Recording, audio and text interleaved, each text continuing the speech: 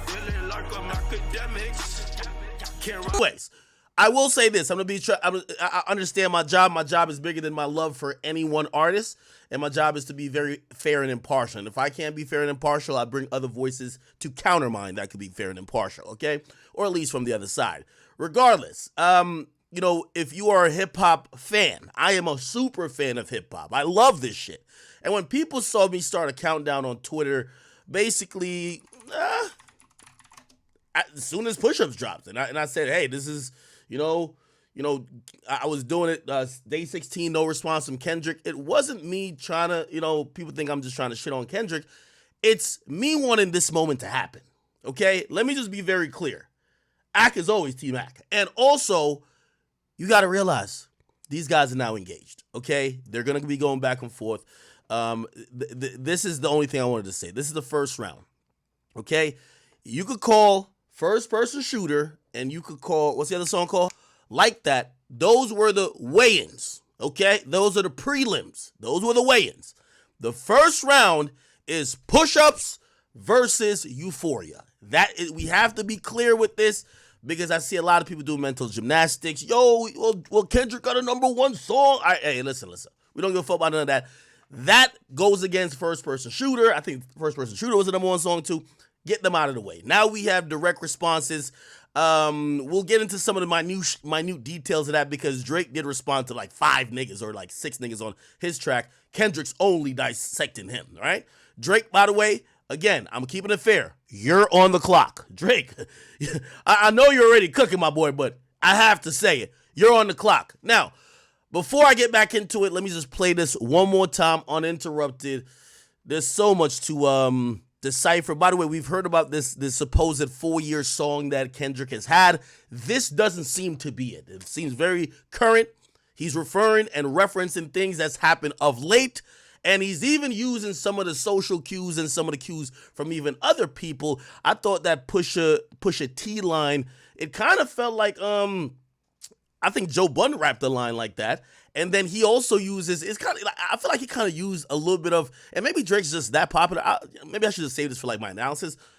He used a part of Joe Budden's strategy when Budden went at Drake, when he's like, yo, yeah, you push a button, but you wouldn't push a T, right? And he said, he kind of had a line about Pusha T, and Kendrick also had a line that seemingly borrowed slightly a bit from Pusha T when Pusha T dropped Exodus 23, when he also said, you signed to one nigga to sign to another nigga, and now your contract's all fucked up. He responded to Drake mentioning splits by basically bringing that back around, and was just like, yo, matter of fact, ain't you signed to whatever. We're going to get into it, but let me just play this uninterrupted. By the way, if you guys are tuning in, if you guys are watching this on Twitter, I don't usually stream on Twitter, but for these moments, I do know we cannot gatekeep this type of content. Everybody has to have it, okay? Let me play one more time, uninterrupted. I was getting too crazy. What did this say in reverse?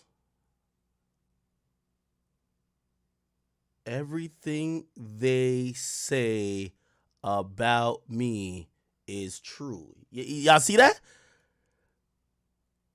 Everything. This is the intro part of the song is in reverse. It says everything they say about me. I don't know if y'all dyslexic, y'all probably be able to read it properly. Everything they say about me is true.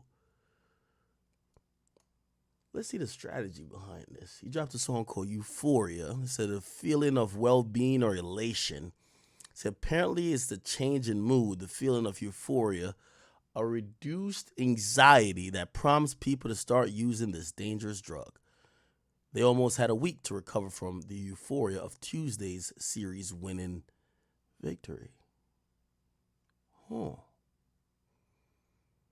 Them superpowers getting neutralized, I could only watch in silence. The famous actor we once knew is looking paranoid and now is spiraling. You moving like a degenerate, heavy antic, and is feeling distasteful. Why calculate you? Not calculated. Not as calculated. I could even predict your angles. Fabricate stories on the family front because you heard Mr. Morale. A pathetic master manipulator. I could smell the tails on you now. You not a rap artist. You a scam artist with the hopes of being accepted. Tommy Hilfiger stood out, but FUBU never had been in your collection. How I make music that electrify him. You make music that pacify him. I can double down on that line, but I'll spare you this time. That's random acts of kindness. Ooh. This is gonna be a doozy, y'all. This is gonna be one of those. This is chess. This is all chess right here. There's a few times that Kendrick de-escalates while rapping, and we're gonna get all into this. I low-key want to play this one more time. My favorite part of the song so far is the last beat change. Like, you know, again, when I first put it on, I was just like, did this nigga respond to Drake with a spoken word poetry? The fuck? Get out of here. So I thought it was some spoken word shit at first. Like, I'm like, bruh, this ain't gonna cut it. Like, yo, Drake's a shooter. Like, what do you mean? Like, you can't come with no spoken word shit. And then the beat starts changing. His tone start getting a little bit more aggressive. Then he says, yeah, I'm out the way, I'm low. Okay, the island's right there, remote. Okay, I ain't thinking about no reaper. Nigga, I'm reaping what I sow. Okay, got a Benjamin and a Jackson all in my house like I'm Joe. Okay. Ooh.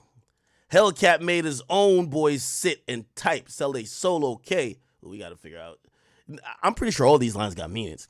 Everyone want to be a demon till they get chipped by your throwaway. Okay, let's just run it back one more time. God damn. All right. By the way, if you're wondering how this is doing on YouTube, this was literally added an hour ago. So it was dropped about an hour ago, probably an hour and 15, hour 30. And there's 52,000 comments. Obviously, this view count here is not correct, but this shit is going bananas. Also, currently, I don't even know what the current stat is. We got 50,000 people watching on King Akademiks. We have 20,000 people watching on the Academy. So we got 70,000 people just off YouTube already. You get what I'm saying? And I think we have about like 15 or 20,000 people on Rumble. So we pretty much had 100,000 without even adding X or Twitter. Anyway, let's run this back one more time. By the way, again, I'm lining up a bunch of people to call in. We're going to get all that done. We're going to break down these lyrics, try to make these references. By the way, you know, one of the things that, you know, I'm jumping the gun so much, but we're going to talk about this later, right? You know, we see again a reference to cease and desist, but he says, try cease and desist on that Like That record. Oh, what? You ain't like that record?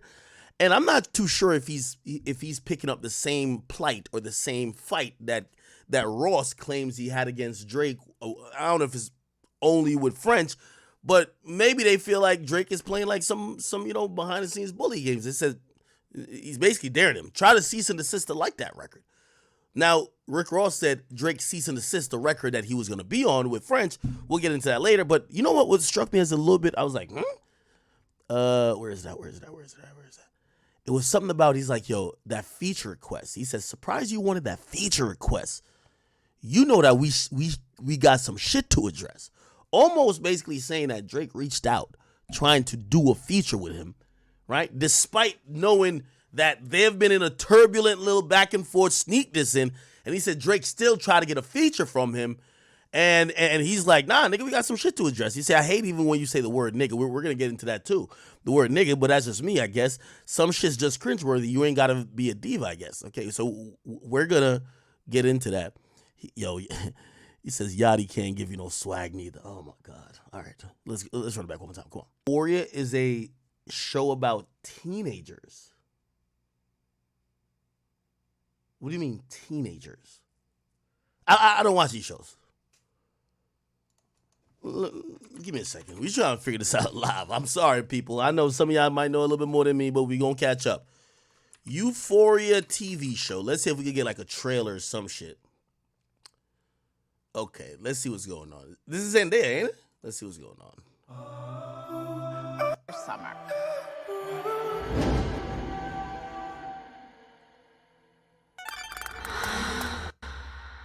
I'm Jules. Reaching for something. You think because I went to rehab I stayed clean? Baby, just take your time. Oh, I think Kendrick's being slick. If Euphoria is about a bunch of teenagers, I'm getting like the synopsis from y'all. So it's about a bunch of teenagers that are into some debauchery and fuckery. They take drugs and fuck each other and do all type of orgies and shit like that. These are kids, right? But they're high schoolers, I guess.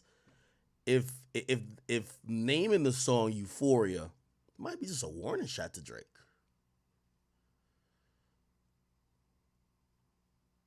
Which, if that's the case, Drake might have predicted it right when he did the AI shit through Pac's voice when he says, yo, talk about how he likes kids. Like, nobody here believes, like, Drake likes young kids, right? Like, nobody thinks that, right? Like, come on now. Come on. But by the way, again, we're going to get into the lyrics of this whole thing. I'll read the whole thing out. Drake, no. Kendrick Euphoria lyrics. What we see is that Kendrick, he de-escalates a couple of times, but he also basically says, yo, I'm keeping it super light. I'm just really trying to rap with you, trying to tell you that I'm the best, and I don't fuck with y'all niggas, and I don't like to share the title of being the best, so fuck y'all. But if you want to get personal, we can. Like, he said it in a very interesting way here. He says, yo, okay, Ken Cole, I love him to death, but that ain't bars. I'll explain that phrase. It ain't nothing nobody can tell me. I don't want to talk on no celly. You know I got language barriers. There's no accent you can sell me. Yeah, Colin Aubrey. No, I'm a selfish nigga. The crown is heavy, huh? I pray. See, that's like a de-escalation bar.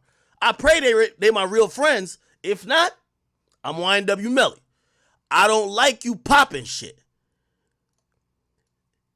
By the way, you remember YNW Melly thought that he got dissed and like that, but it was DJ Melly Mel. Now he basically gives a reference to YNW Melly, which I think Melly would probably be more upset at, because Melly's like, what?